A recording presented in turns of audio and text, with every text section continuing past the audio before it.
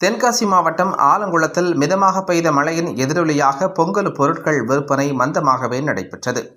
வருகின்ற வியாழக்கிழமை தமிழர் திருநாளான பொங்கல் பண்டிகை கொண்டாடப்பட இருக்கும் நிலையில் பொங்கல் பண்டிகைக்கு தேவையான பொருட்கள் வாங்குவதற்கு பொதுமக்கள் ஆர்வம் காட்டத் தொடங்கியுள்ள நிலையில் தென்காசி மாவட்டத்தில் முக்கிய பகுதியான ஆலங்குளத்தில் பொங்கல் பண்டிகையை முன்னிட்டு கரும்பு கட்டுகள், மஞ்சள், பனங்கிழங்குகள், காய்கறிகள் போன்றவற்றை விற்பனைக்காக வியாபாரிகள் அதிக அளவில் சாலை ஓரங்களில் குவித்திருந்தனர்.